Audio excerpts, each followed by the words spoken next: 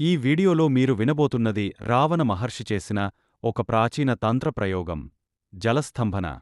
జలముపై కూర్చోవడం సాధ్యమా? ఈ మంత్రంలో వర్ణించిన విధానం నిజమా లేక తంత్రమాయా? చరిత్ర, మాంత్రిక శాస్త్రం మరియు గుజ విద్య మధ్య సాగిన ఈ ప్రయాణాన్ని చివరి వరకు చూడండి. రావణ. ముందుగా జలస్తంభన ప్రయోగము విను. తేలుకన్ను, పన్ను, రక్తం, తాబేలు యొక్క గుండె యొక్క వస. ఈ వాక్యాలు వేల సంవత్సరాల క్రితం లంకలో వినిపించాయి.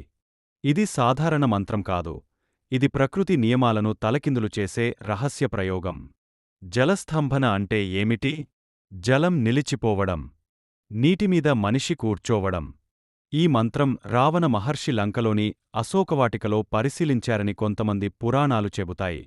ఆయన ప్రకారం మనసు, శరీరం, తత్వం మూడు ఒకచోట కలిసినప్పుడు నీరు మనకు ఆధారమవుతుంది.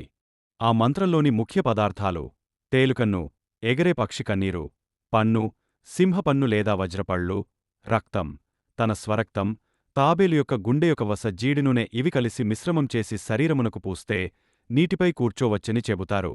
భారత ప్రాచీన తంత్రగ్రంథం తంత్రార్ణవం లోనూ జలస్తంభన గురించి ప్రస్తావన ఉంది. కాని ఇది భౌతిక ప్రయోగం కాదు, ఆధ్యాత్మిక పరీక్ష అని స్పష్టంగా చెబుతుంది. మంత్రాన్ని జపించే ముందు శరీరాన్ని శుద్ధి చేయాలి, మనసును స్థిరం చేయాలి. కొంతమంది ఆధునిక తంత్రులు ఇప్పటికీ ఈ మంత్రాన్ని ఆచరించడానికి ప్రయత్నించారు. వారిలో చాలామంది నీటిపై తేలే భావనను అనుభవించినప్పటికీ పూర్తిగా కూర్చోవడం సాధ్యం కాలేదని చెబుతారు. ఇది నిజమా? లేదా మనస్సు మాయా? ఇంతలో రామాయణంలోని మరొక రహస్య మంత్రం కూడా ఇదే తరహాలో ఉందని చెప్పబడింది. సముద్రతీరంలో రావణుడు యుద్ధానికి ముందు చేసిన అగ్నిజల సంయమనం అనే ప్రయోగం. ఆ రహస్యం ఇప్పటికీ దొరకలేదు.